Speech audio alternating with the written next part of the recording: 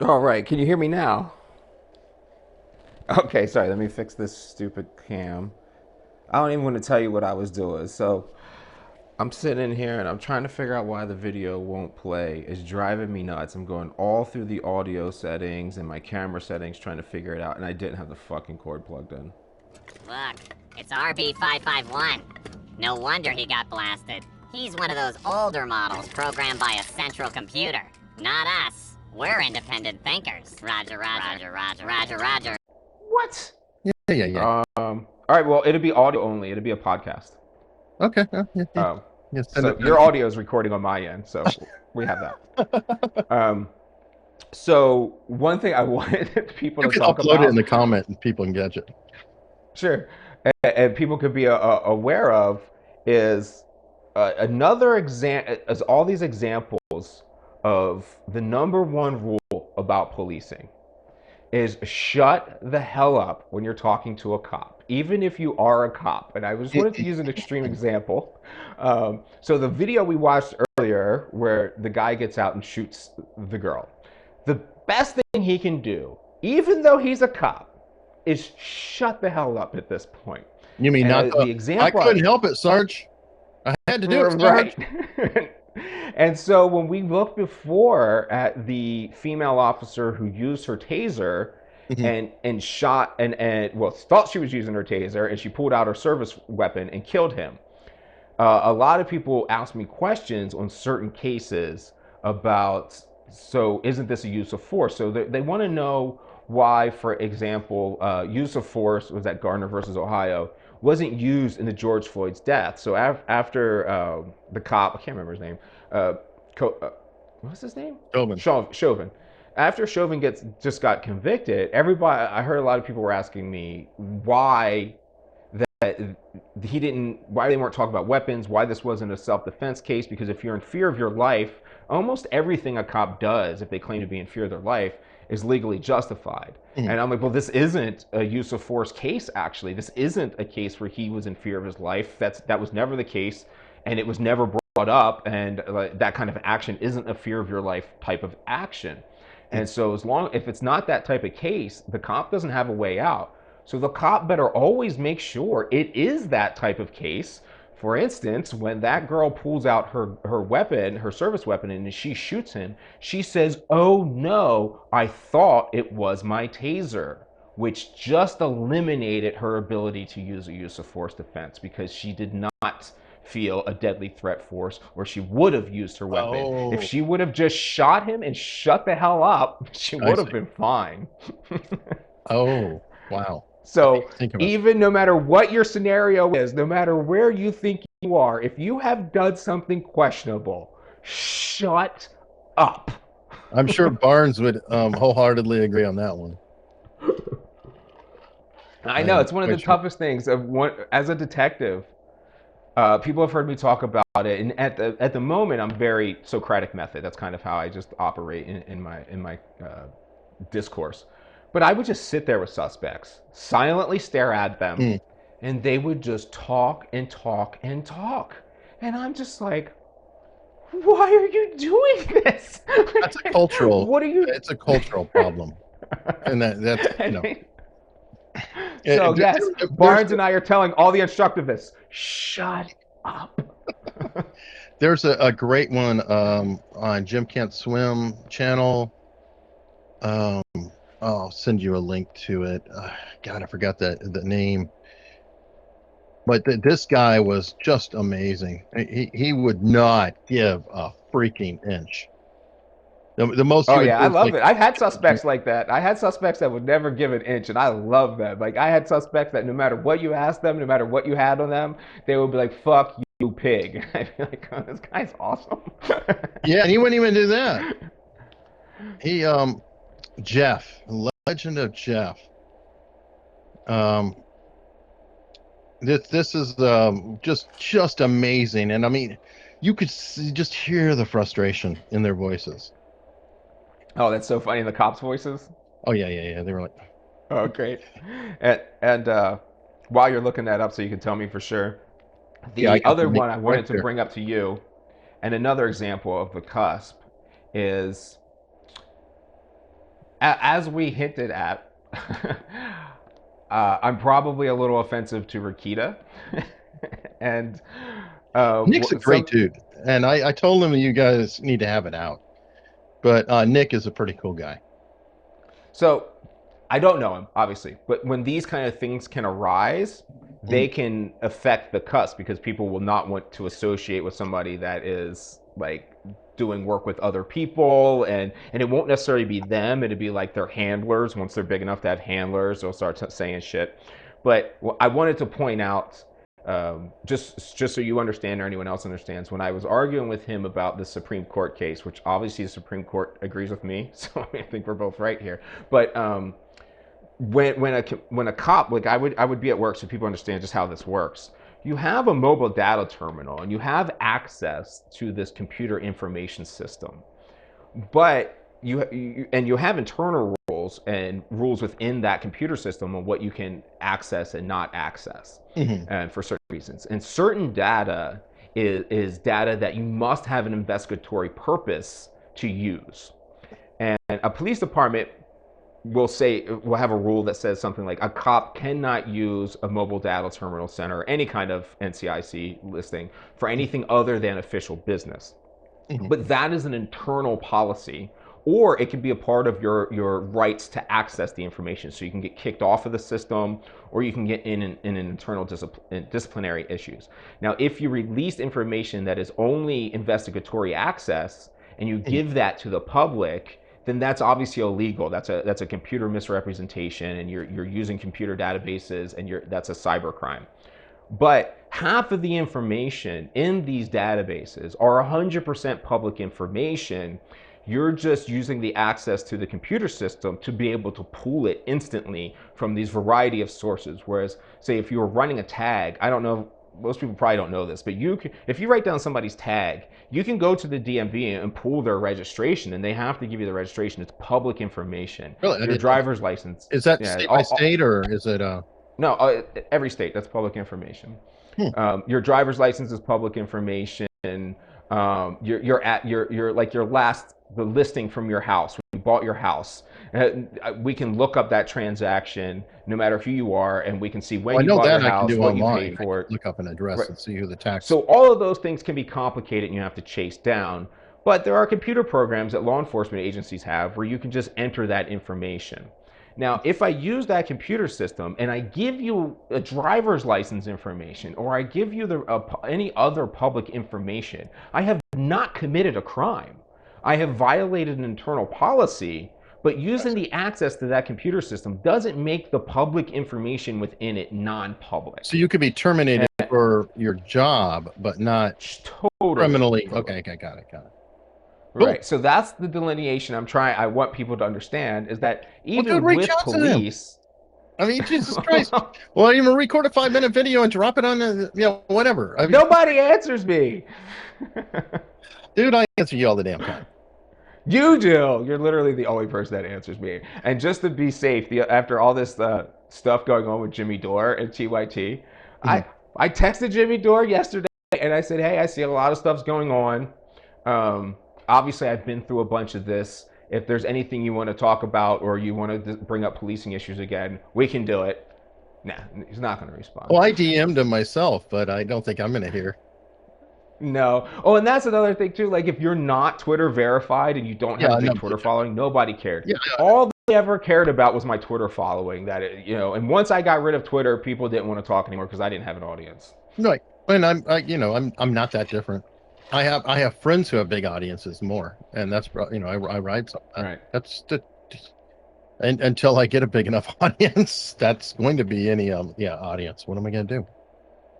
Yeah, actually, you're a bit of a litmus test for the audience, I guess, as well. If you stick to the talking to the people that you have been, just trying to get the interview going in a productive way, it's you're almost measuring society. Like, that's what I'm saying. Like, my personality is a litmus test. I use it for, if you say you're about ending the suffering of Black people, and I tell you that you're not black, and I do all these things to aggressively harm you, and then I hand you the keys to how you can help black people, and you don't do it.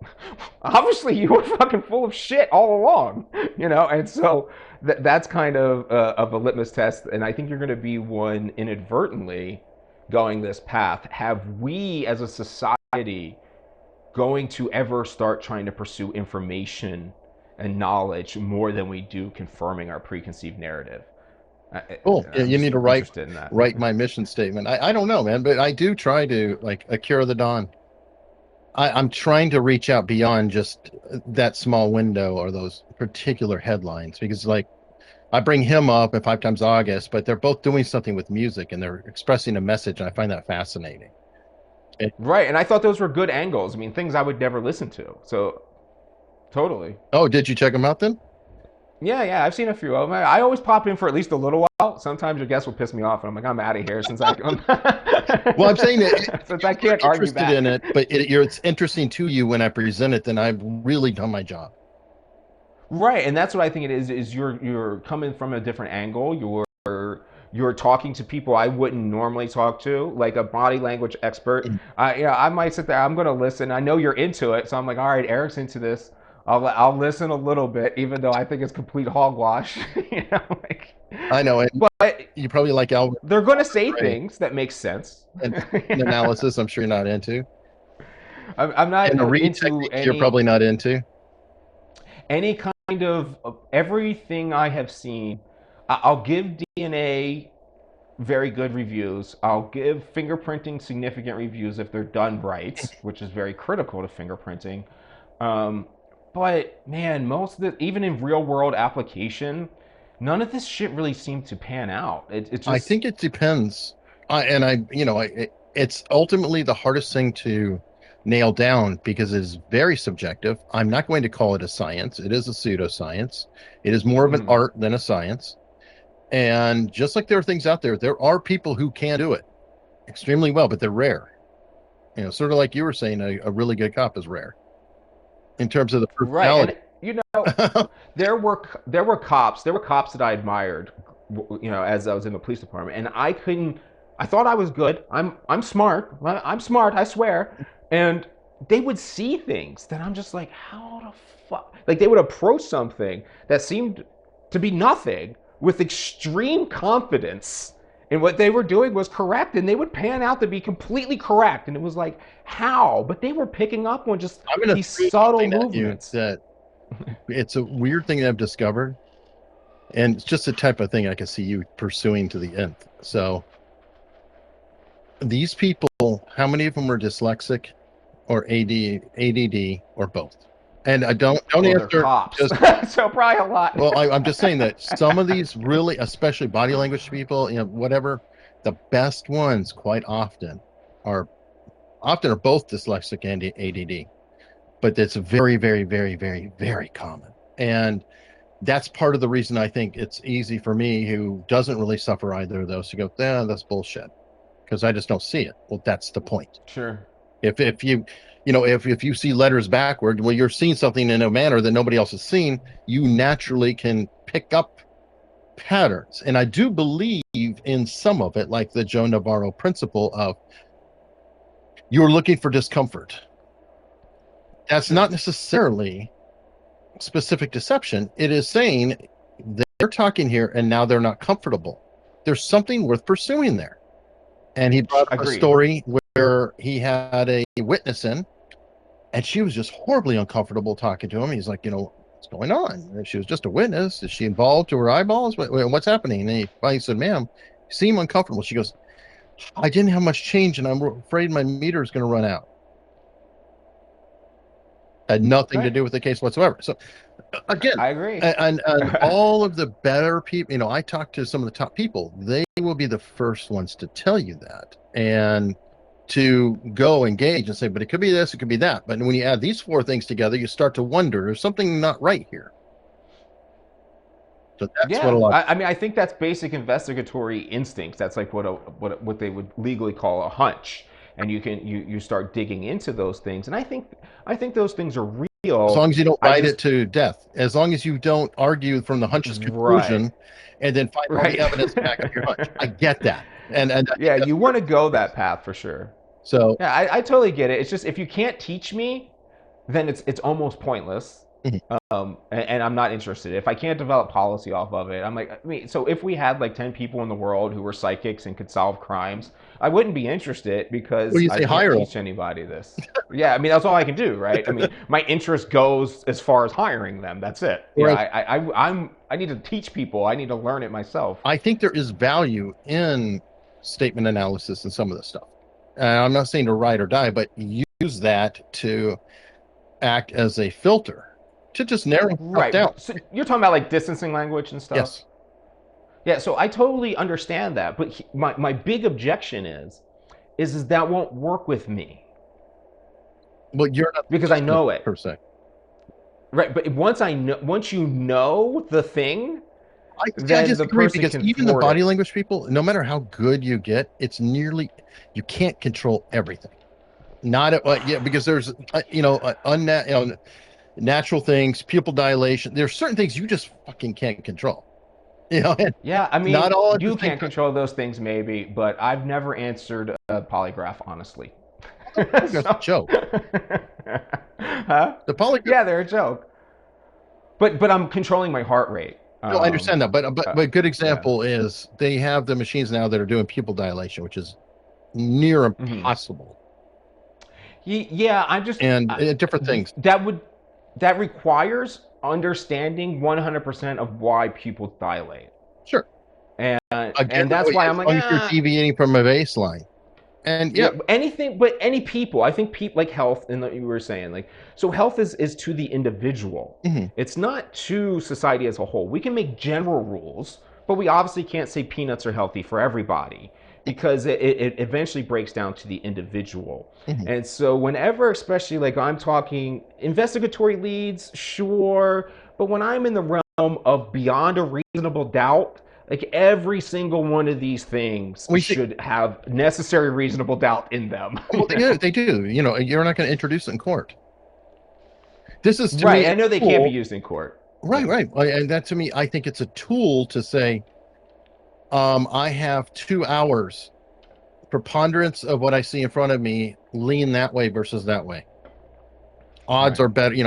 Some of it's just a matter of following the odds.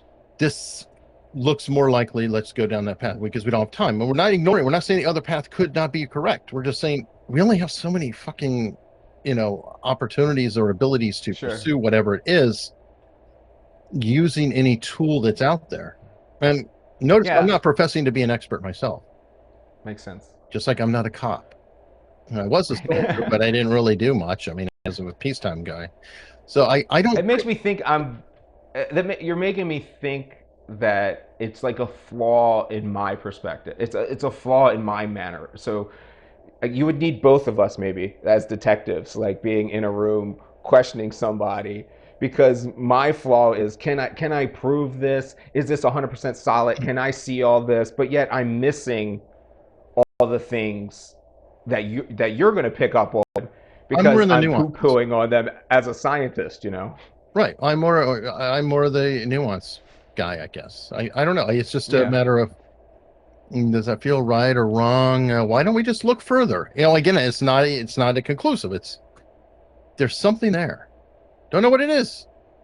And I It's got a Peter flaw in my Hyatt. opinion thing. Well, and I got hey, You know, Peter somebody Hyatt tells me an admitted. opinion. I'm like, opinions. Ugh, get your opinion out of here. Who gives a shit about your opinion? But it obviously matters, especially in a postmodernist society. Oh, Opinions matter greatly. all right. Well, perfect. And to close out, Peter Hyatt even talked about when he was wrong on in my interview, and Oh yeah. he was What wrong, did he say? but he was right at the same time. In the statement analysis, he determined that the father was being deceptive and was the killer of the child. The father was not the killer of the child. It was somebody else completely. But the father was a junkie and he was getting a fix and he was completely irresponsible and he was being completely deceptive. Mm. So he was a liar, not for the reason. So again, two things can be true at once. Absolutely, yeah, totally. So, and That, I do that makes a lot appreciate of sense. Hyatt saying that. So in that, it's a good interview because he's a very firm person. Good. All right, so let's get out of here. And the last thing I do want to say is I want to make a clarification on. I heard somebody. I want to blame Nate, but Nate was saying that something was in a civil suit, and that means that the person did it. Like if they accept that they Oh, were the answering Giuliani judgment thing. or something. I have problems with that. Yeah. So in a Oh, civil wait, no. suit, Yeah, it's a New yeah. York thing though. So I don't know. But a civil suit means that there's a preponderance of the evidence. So it means 51%. So it means 51% likely that people believe this happened. If you go to criminal trial, it means 100% those people are saying this happened beyond a reasonable Incontrovertible is what doubt. you're talking about, by the way. Right. Incontrovertible. So if something is like a civil suit, because O.J. Simpson lost the civil suit does not mean that we go around saying that he killed Nicole Brown. It means that you're admitting that there's a preponderance of the evidence that it's more likely than not that he did, which is not saying they did it, which was Nate's position, saying that you're accepting this and you're not. It's more like an Alford plea where you're accepting that there's enough evidence to put you in this boat, but you're not saying that you did it. That is a very right. But he's saying that that's the way the law is written in New York to interpret it on that particular thing, which I don't know. And we went round and around and around on it, and it doesn't.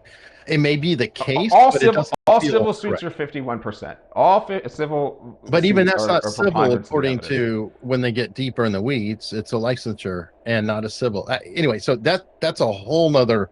Yeah, but to say it's like a civil is what I mean. Right. To be a civil conviction does not mean you did it. It means that the evidence presented it was enough to say more likely than not you did it.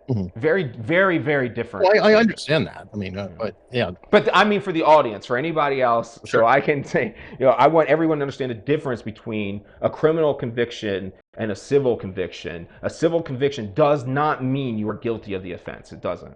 No.